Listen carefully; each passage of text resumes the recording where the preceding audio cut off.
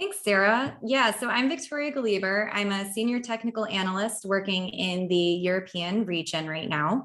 I've been with D-Wave for a little over 4 years. And before that, I actually was working as a research mathematician for the US Air Force as a D-Wave customer.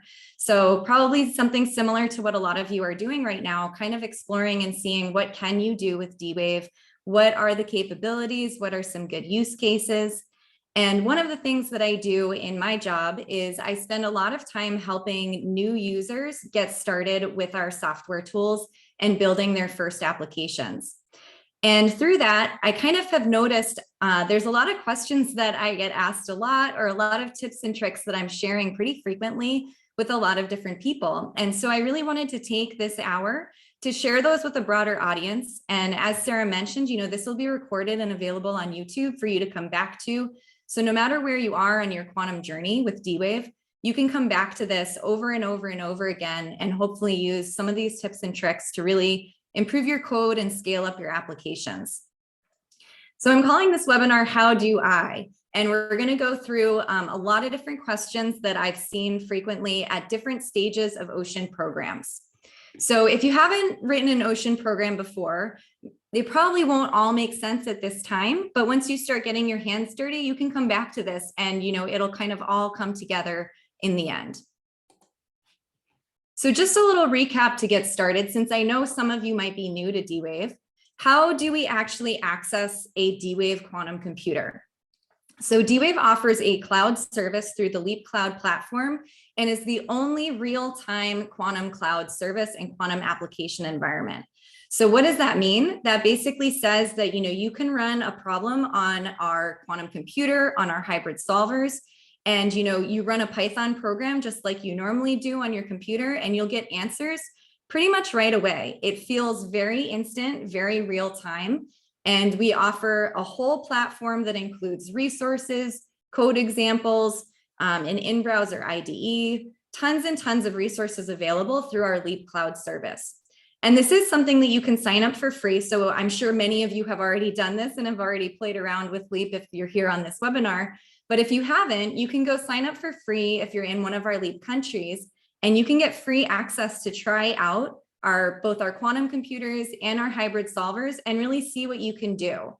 So you can sign up for a free minute of quantum computer time, 20 minutes of hybrid solver time. And if you enter in your GitHub handle on your account and you agree to open source your code, that minute will renew every month.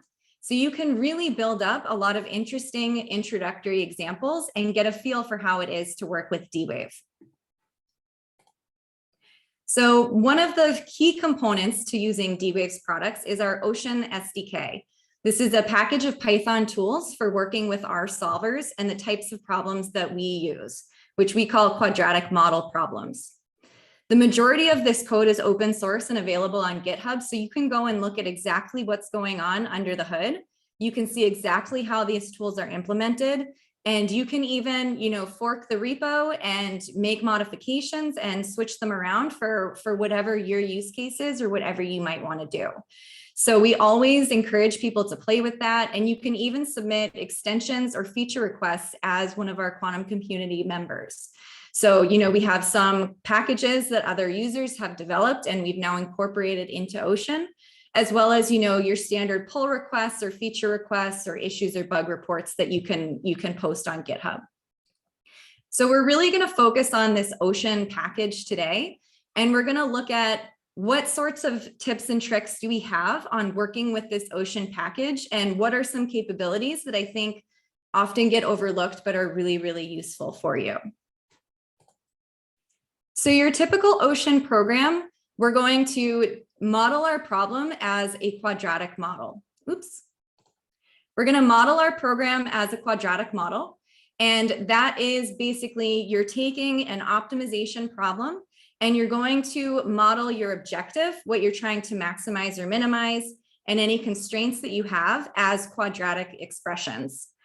You can use binary or integer variables.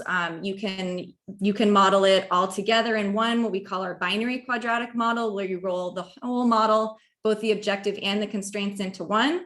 Or you could use our newer constrained quadratic model, where you have like symbolic math and it's a little bit easier to get started. But ultimately, you start with this quadratic model. You're going to build up and in your Python program, define that quadratic model. Once you've defined it, you're going to send it to a sampler. That sampler could be one of our quantum computers, like the Advantage system.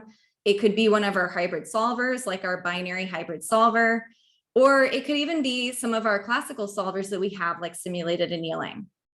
So you send that over to the sampler that you've selected to solve your problem. It'll give you a response back in what we call a sample set. And you're going to look at that and kind of evaluate those solutions and decide if you need to make any like tweaks or adjustments to your program or post-processing or anything that you might want to do in your program to improve those solutions. So our plan for today is we're going to look at these different questions for each of those components. So these are this is our roadmap for what we're going to talk about for the next hour or so. And so in that first part of building a quadratic model, a lot of questions that I get are, around setting or building that quadratic model. We do that through what we call biases, which are basically the coefficients in your quadratic expression. I get questions on how do I deal with squared variables? So depending on what type of variables you need to do a few interesting different things that you might not immediately recognize. And then the last part in that first section is how do I understand these built-in functions in Ocean? The Ocean SDK is a huge Python package with tons of functionality and built-in functions. How can I find the open source code for one specific function that I'm interested in? Then in the step where we're going to define a sampler and sample the quadratic model, one question that I get a lot is, when I run a problem on the quantum computer, I need to do this process called embedding. Now, embedding basically takes your problem, your quadratic model, and when you run it on a quantum computer, it needs to figure out how to kind of stretch and expand that problem to fit what the quantum chip looks like. That's a process that we call embedding, and that's a difficult thing to do classically. We have lots of packages to make that easier for you, but it can sometimes, if you have a really large problem, take a little bit of classical time before your problem runs on the quantum computer to find an embedding. So if you're running the same kind of structure of a problem over and over again, and maybe just tweaking a few terms here and there, it can be useful to use the same embedding over and over again. So we'll look a little bit at how you can see the embedding that was used when you ran a problem on the quantum computer. And we'll also look at how you can save that and how you can reuse it in future programs. Last but not least, in that last part of your Ocean program where you're going to look at the results are returned in an object that we call a sample set. And there's tons and tons of information in a sample set, like not just the solutions, but what is the timing information? What is the problem ID? What is the chain breaks if you're running on the quantum computer? So there's a lot of information stored in that sample set. And especially when you're first getting used to that data structure, it can be tricky to figure out exactly how to get your hands on the data that you want in the sample set. So we'll look at a few different ways that you can kind of get access into that sample set and get your hands on the data that you're trying to look at for your post-processing. And then last but not least, I get asked a lot, I ran this problem yesterday and I don't want to rerun it. I just want to access the results that I got yesterday. How can I do that? And there is a way to do that. And so we'll look at that as well. So lots and lots of useful information here that we're going to go through. And as Sarah mentioned, we do have panelists on. So if you use that Q&A box in the chat area, you can ask our panelists questions as we go along, and hopefully we'll also have enough time at the end to take a few of those questions live too. So with that plan, let's just dive right in and get started. So first, building a quadratic model.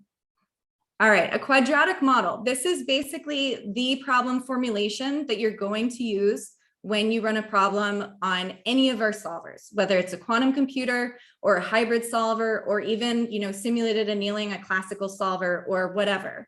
You're going to need to formulate it as a quadratic model.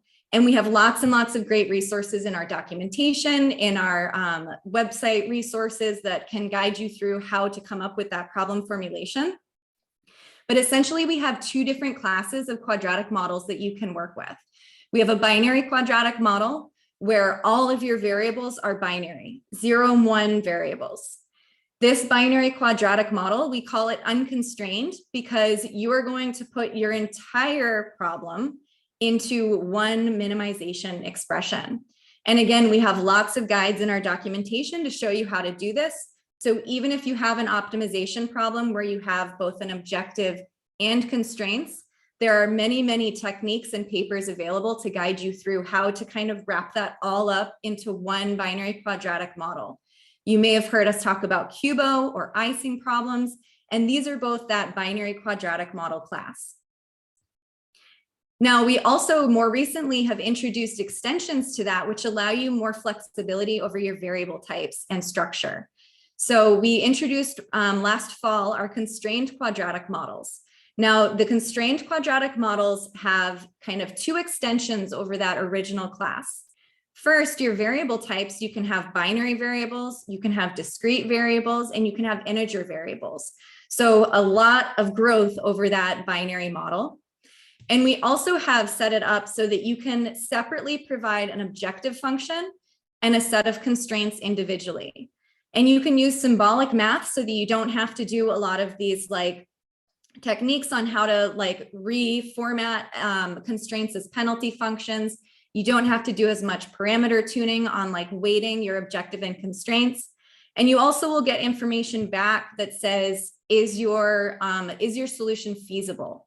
So basically it will bring back a set of solutions and you'll have a column in that sample set that says, is this solution feasible? Were all of my constraints satisfied, true or false? And so you can right off the bat see how your solutions look in terms of your original constraints. So two different models that you can work with, and depending on which solver you're going to use, you may be restricted to one or the other. So we'll kind of talk about both today. And yeah, so if you're running on the QPU, you're going to use our binary quadratic model. If you're using our hybrid solvers, then you can use either. We've got hybrid solvers for each. So a lot of flexibility there in which type of problem formulation you want to use. So a quadratic model consists of linear and quadratic biases. What does that mean? It means I have linear and quadratic terms made up of those variables in my model. And the biases are basically just the coefficients. So if I have a term like 2x, then 2 would be a linear bias because x is a linear term and the coefficient is 2. So when you build up your model, we have a few different functions there to help you build up and just define in your model what are these linear and quadratic biases. Now, one thing that I see all the time is it is very easy to overlook that we have two different types of functions for this. And if you use the wrong one, it can definitely get you into trouble. You'll get solutions and they won't really seem right and you won't really be sure why. So these two types of functions are set functions and add functions. So if you see a function like these ones on the left in the left column that say set linear, set quadratic, set objective, these functions are overriding and defining those values. So set linear is setting a new linear bias. Set quadratic, it's going to overwrite if you had already set something there. So you're setting a brand new quadratic bias. Same with set objective in your CQM. Now, if instead you're trying to, iterate and build up through for loops and things like that, your biases, which, kind of accumulate, you add them all up. If you're familiar with some of these models that we've worked on, you might want to use these add type functions. And these are going to add to the existing value. So each of them has a default value. So it's usually like 0. So if I use add linear, and I add that bias of 2 like we just talked about, it's going to add 2 to whatever's there. Or if there's nothing there, it's going to set it as 2. So I really want to make sure that everyone's really clear on these two types of functions. This is something that I see all the time in helping people understand why they're not getting the results that they want in their code. So in particular with the CQM functions, you can add a bunch of different constraints. Our CQM solver can handle up to 100,000 constraints. But you can only have one objective. So you only have this set objective function. So if you want to combine a few different objectives or do some more advanced things like having soft constraints or things like that, you're going to want to manually add those together and then just set your objective once. If you call set objective multiple times for each of those, it's going to overwrite whatever's there. So this is something definitely to pay attention to, even if you're just getting started, or even if you've been using Ocean a bunch. There's a lot of different types of functionality depending on what you're trying to do. So as an example, if you look at our code examples, so there's a URL at the bottom, D-Wave examples/knapsack. So this is our knapsack code example. This is building a constrained quadratic model for this classical knapsack problem. Okay, and so you can see here, you can see we are adding variables. So we're adding to whatever variables we already have. We are setting linear biases. So we are overwriting if there was anything there. So you want to make sure that that's really what you want to do. And this is for an objective expression that we're building. We're going to build a separate constraint expression. And again, we're going to add variables and set linear biases. So again, set means that we're overwriting. Now down on line 70 and 71, you can see where we are setting an objective. So overwriting whatever objective was already there, if there was one. And you can see on line 71 that we are adding a constraint. So this is adding an additional constraint. You may have other constraints. You can have a whole list of constraints. But this example really clearly shows that we have like these different functions and they start with add or set. And so just really make sure that you pay attention to which one you're using and make sure that it's the one that you really want to use. So when we build a quadratic model, we are modeling a quadratic function. So as I mentioned, you can have linear terms, you can have quadratic product terms where it's products of different variables. You might have squared terms. So, you know, like 2x squared, or you might have constants, right? Those are kind of all of the things that could show up in a quadratic function. So we just saw like how you can deal with those linear and quadratic biases. And then for constants, you can either choose to ignore those or you can use offsets. We've got some tools there if you want to continue to like track those constants, totally up to you. So we can look at the documentation for how to do that. But one thing that comes up a lot is these square terms. Okay, so squared terms require a little special care. And this is something that comes up in both binary and constrained quadratic models. So how do I handle squared variables? So if you try to build a binary quadratic model where you put a quadratic bias on a squared term like 2x squared, it's going to complain. And basically you want to translate it to a linear term. So if you think about binary variables, they're going to have the value 0 or 1. If I take 0 squared, it equals 0. If I take 1 squared, it equals 1. So if I'm working just with a binary variable, any squared variable, you can just treat it as a linear term. So I would just take 2x squared and I would just replace that with 2x. Because these binary variables, if you square them, they have the same value, you can safely do that. Now, when we go to integer variables, this is no longer the case, right? So if I do 2 squared, that's going to equal 4, not 2. So this is a little bit different. So especially if you've used, you know, our binary quadratic models or our cubo models in the past and you're moving on to integer variables, this is going to be something a little bit different that you'll have to understand. So what do I do with these integer variables? So basically you can't just replace it with a squared linear term anymore.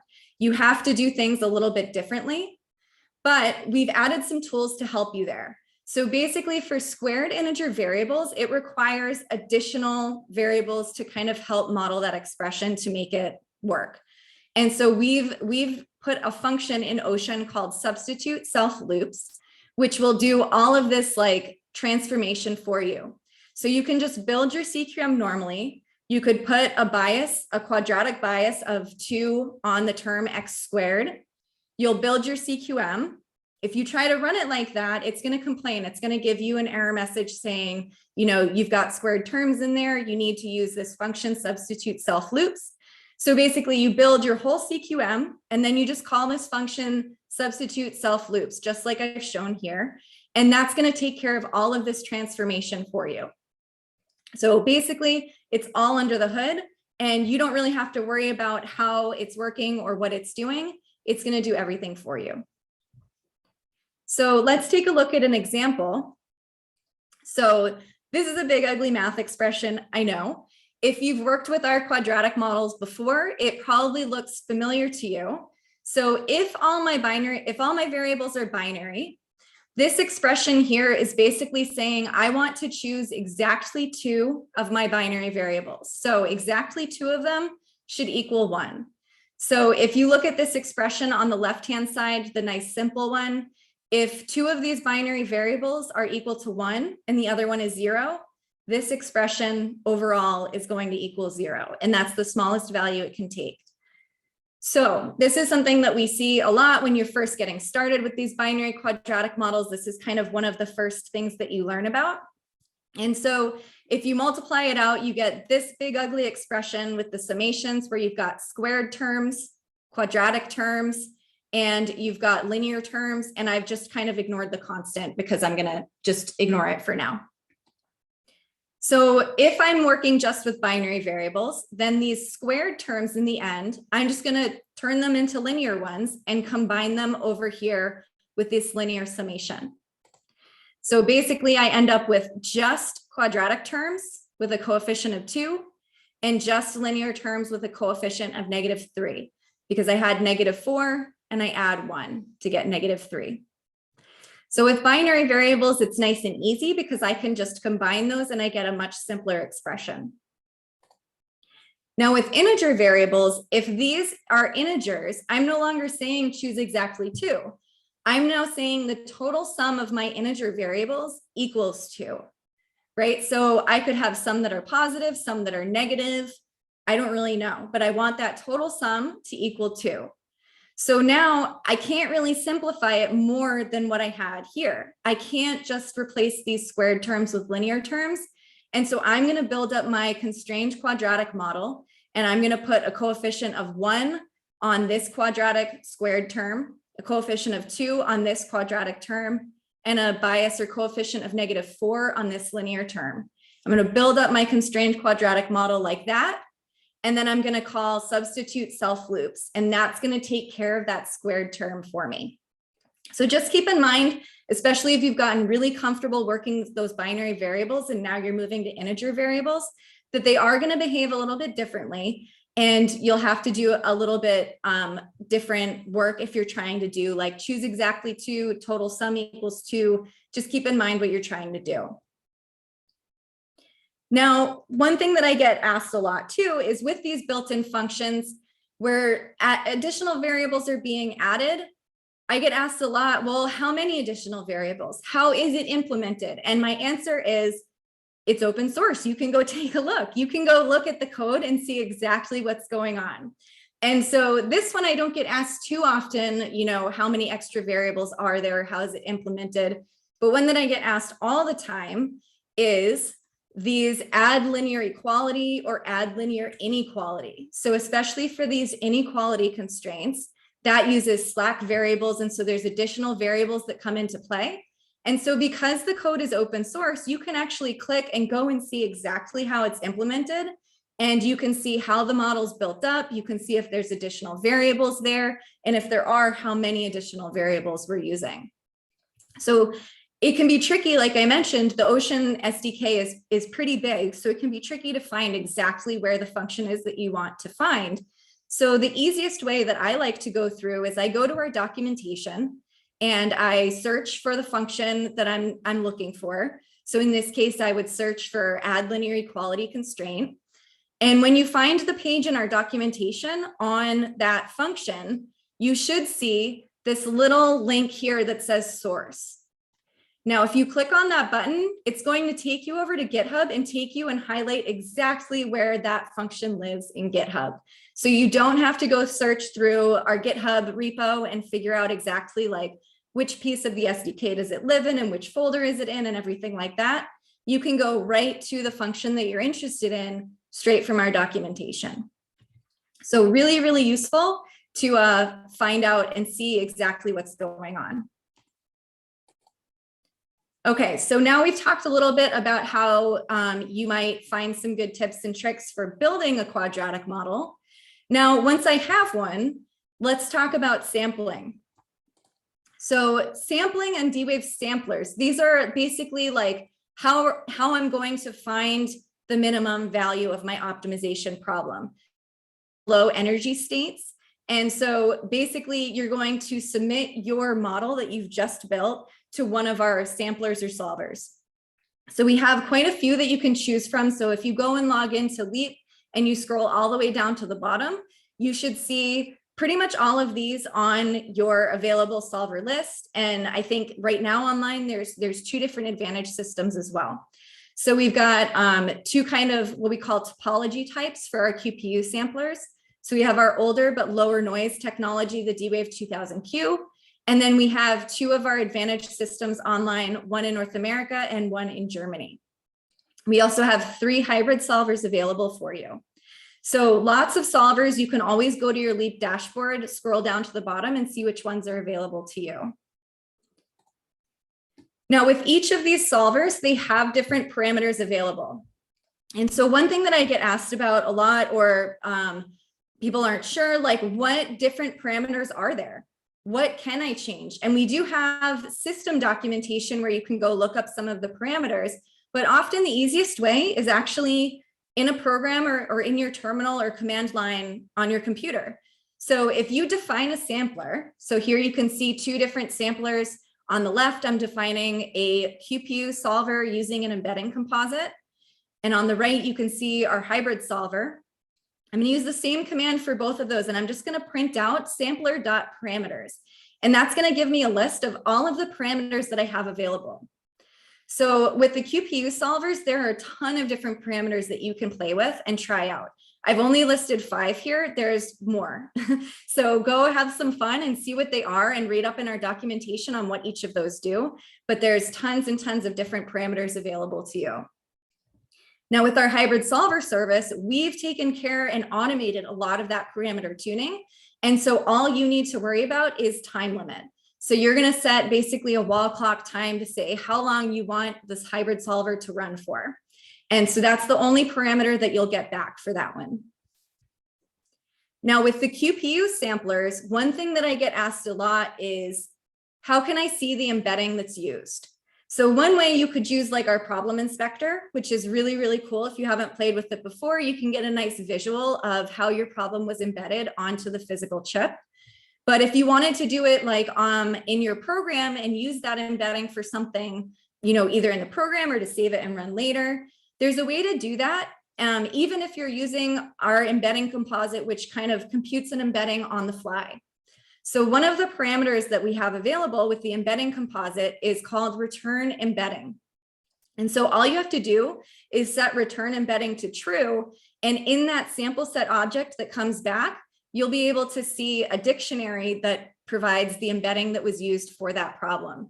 You can access it, you can save it, you could use it later if it's a problem that you're going to rerun, but you can easily get your hands on it that way.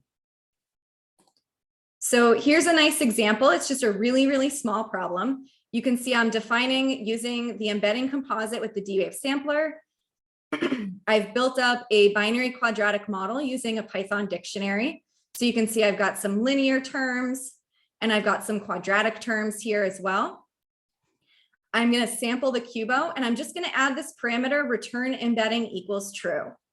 And now if I print the sample set object that's returned, I'm going to see all of this information here. So you get, the samples, I just ran one. I'm going to get energy, number of occurrences, chain break fraction, tons of information. But down here, there's this one called embedding context. Now this is where the embedding is. And you can see I'm mapping my logical variable 1 to qubit 5451, variable 0 to qubit 1289, and variable 2 to qubit 5436. And so that information is now accessible in my Python program, and I can use it. I can do whatever I want with that now. So a really, really easy way to get your embedding from the problem that was run. Maybe you want to reuse it, whatever you want to do with it. But this is something that comes up a lot. So let's say that you do want to save that embedding. How can I do that? Okay, so here's an example where I have done the same thing. So I define my sampler, I'm going to sample my QBO and return the embedding. And now you can see this embedding variable is storing this embedding context embedding. So this is now a Python dictionary where the keys are my logical variables and the values are the qubits that they were assigned to. And I'm going to save this as a text file just using JSON, just the JSON package. So you can see right here, I'm just doing a pretty standard, JSON dump, and I'm going to put this into this file called embedding.txt. Now, after I run my program, if I open up that embedding.txt file, you'll see it looks just like a Python dictionary. So I've got my logical variables as the keys, and the values are the qubits that they map to. So this time when I ran it, it had a chain where one variable mapped to a chain of 2 qubits. So now I have this embedding saved in a text file. So if I'm running the same problem, or if it's like the same structure problem, but I'm just changing the biases, I could reuse that embedding. So if I want to reuse that embedding, how do I do that? Well, basically, I'm just going to use the JSON package again to load it. And I'm going to then use fixed embedding composite and provide the embedding. Okay. Now there's a few things that are kind of gotchas on here that come up a fair amount. So first, remember that embeddings are specific to specific quantum computer chips, right? So here you can see I specifically named my solver to be it's not just saying, any advantage system, any Pegasus topology. It's saying I want to use this specific advantage system 4.1 because that was where I created the embedding. Remember that each chip, you're going to get maybe a slightly different embedding and you might have different qubits available or unavailable. So if you make an embedding on one chip, then you want to reuse it on the same chip. Now, the second thing that comes up a lot and is very sneaky, and it took me a while the first time to figure out what was going on. When you use JSON load, it's going to read all keys as strings. So if you used integers, ints, as your variables in your QBO, in your whatever, your BQM, you're going to need to read it in and convert all of those keys from strings to ints. So just keep in mind, otherwise you're going to get some weird error messages where it's saying like, you're giving me embedding, but it doesn't have the variables that I'm using. You're giving me string 1 and I'm looking for int 1. So that can definitely come up and it can be hard to troubleshoot if you aren't aware of that happening. This is just kind of how the JSON package works. It will always read in a Python dictionary with keys as strings. All right, so now you know how to access an embedding, you know how to save it, you know how to load it. So let's talk a little bit more about the results. You get this big sample set object back, right? When I run a problem, all of these results are returned in a sample set object. So if you just print it out, you're going to see something like this, where it's a nice table of information, but you can't see everything. And you're not really sure how to access the information that's in there, right? There's tons of information in here. So what you see on the screen is the solutions. So each row is a different solution, a different sample.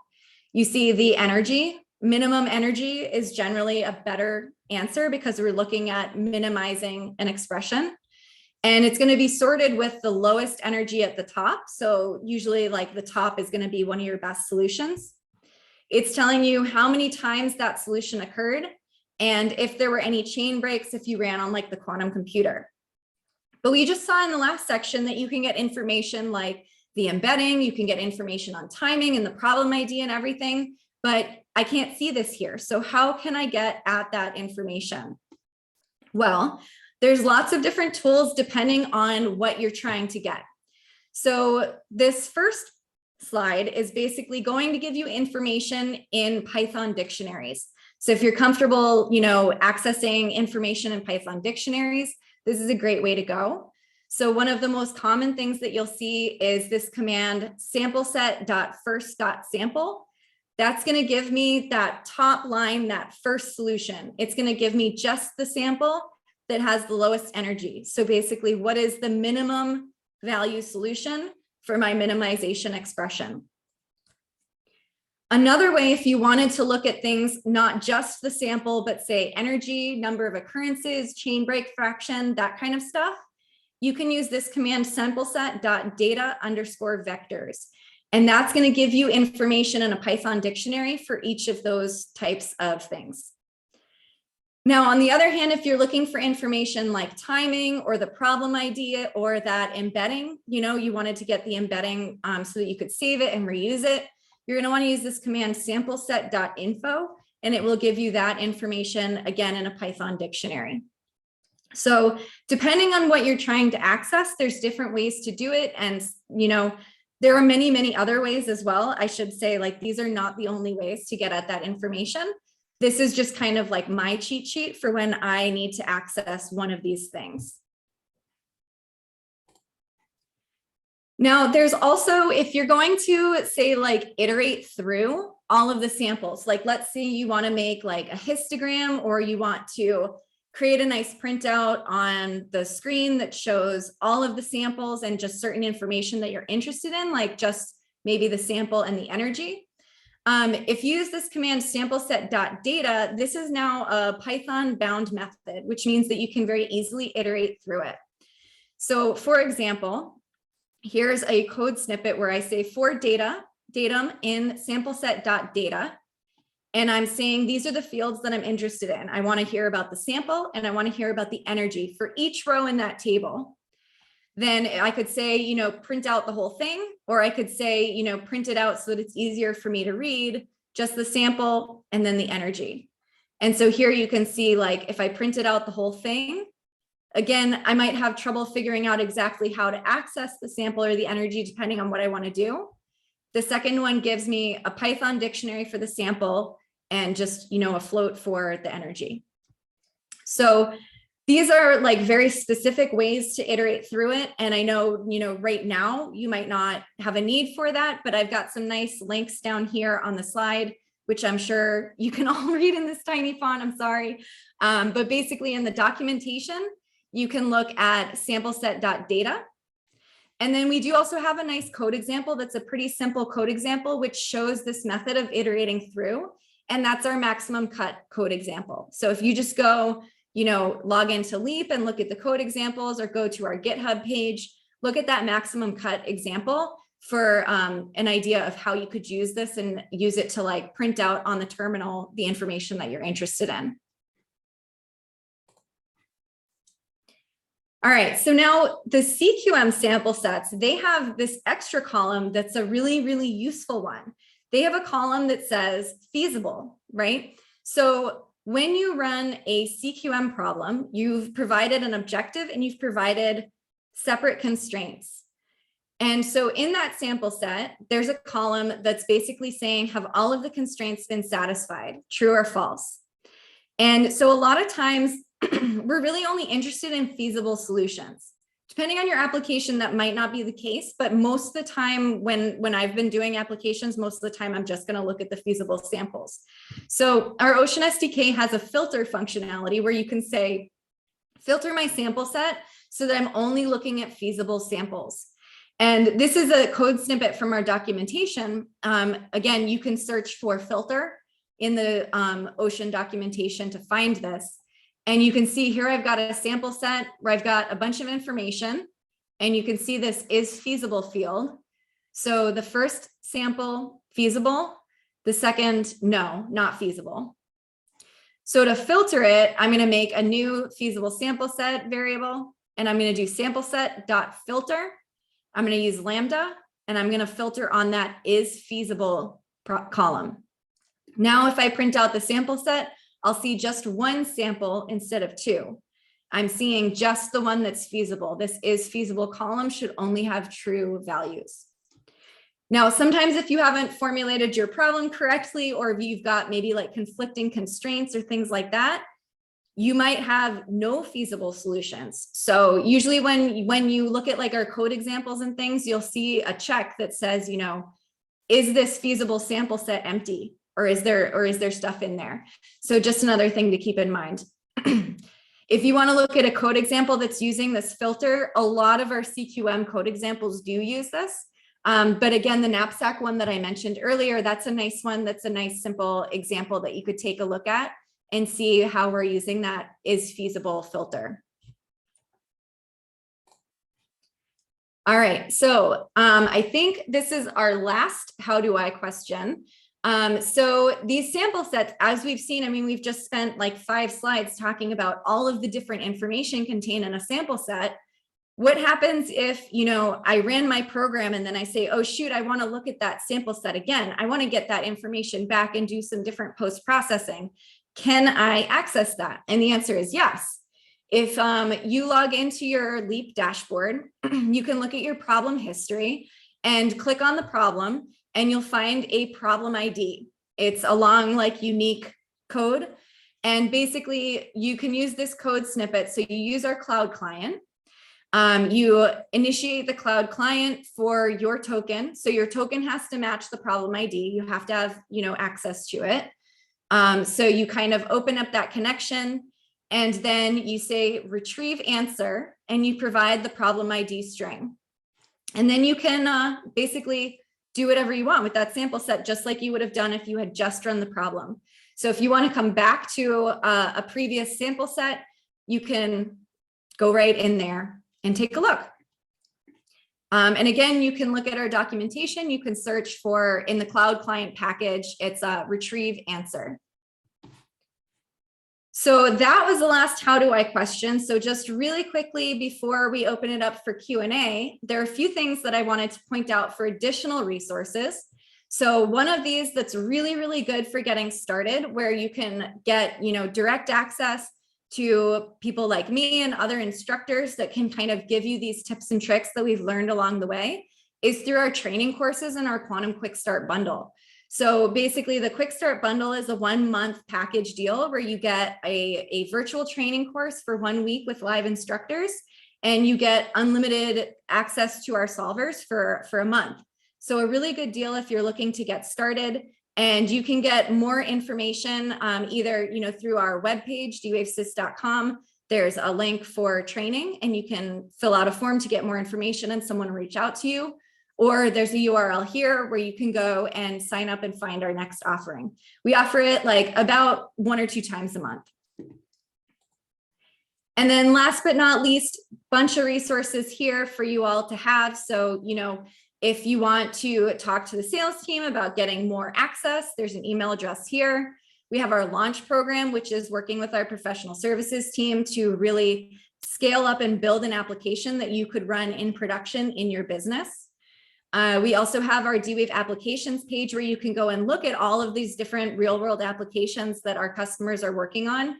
And I do like to point out this applications page has a whole variety of different materials. So, you know, there's like 1 to 2 page kind of like cheat sheets or overviews that our team has put together with the customers, but there's also technical publications, code examples, videos, slides, like tons and tons of information for you to go take a look at.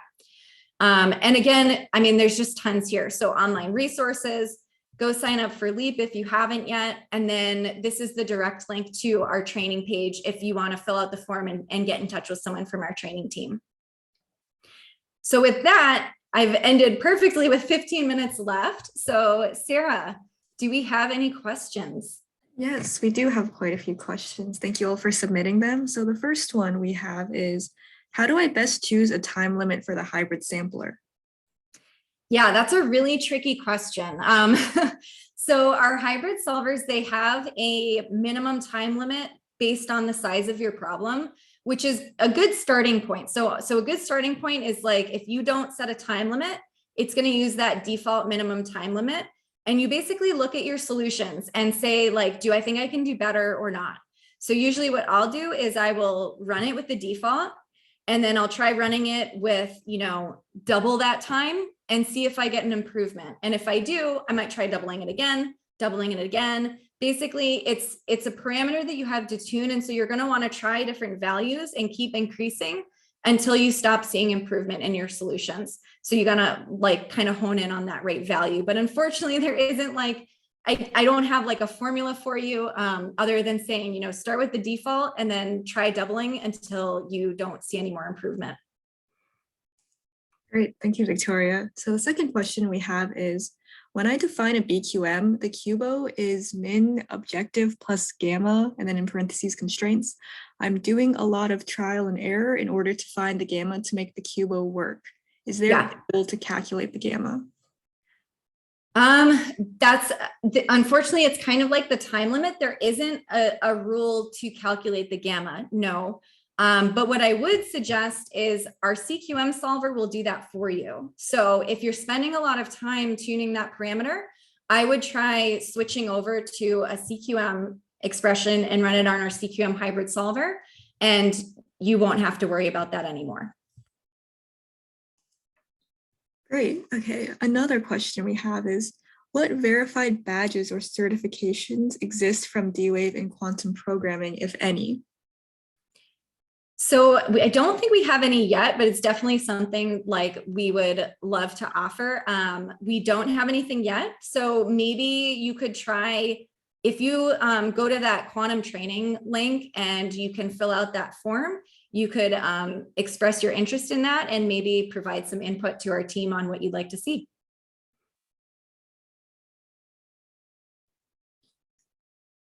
Yeah, I think, let me see, we have a few more questions. Sure.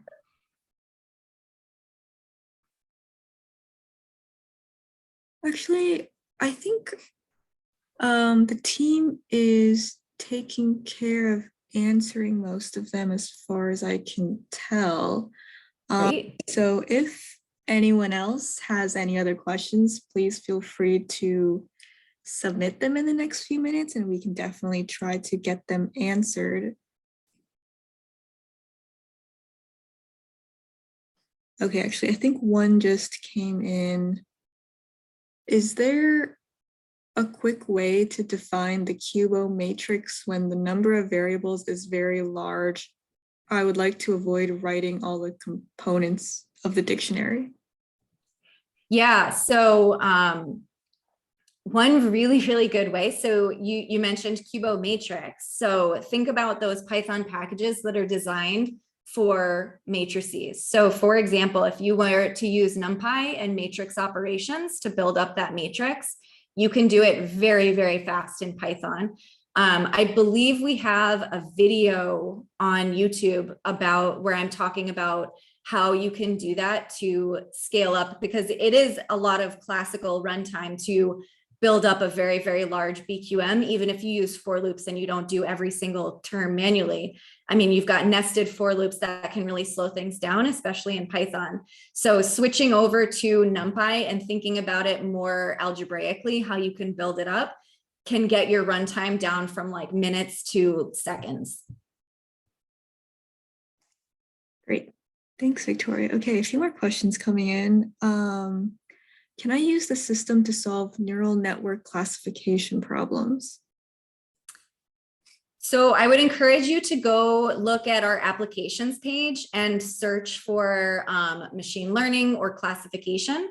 So there are definitely classification examples with neural networks. Those are usually really large. So I don't know that there's any like complex examples that use neural networks, but there's definitely classification examples that use things like random forests and other machine learning type techniques. We even have a code example called QBoost, which is one that's doing classification.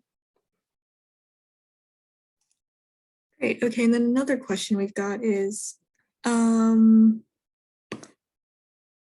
when I use the built-in function to convert my BQM to a QBO in matrix form, it says the function is no longer supported. Is there a newer way to do this? So I'm not sure, but I'm wondering why you want to do that. Basically, you can submit a BQM directly to our solvers. You don't have to convert it to a QO matrix. I'm not sure if the function's not supported, there's usually another way to do it, but I would have to look. Otherwise, I mean, the BQM is it's like a Python dictionary. So if you had to, you could just iterate it through yourself, but I'd be surprised if there isn't any way to do that. Okay, thanks. It seems like sessions are slowing down a bit. Sure. So again, if anyone has any last questions, feel free to put them in the Q&A box, or else we can get back to you after the webinar. But it looks like that's it for now. So thank you, Victoria, and thank you to all our experts. Actually, there might be one more. Let's see.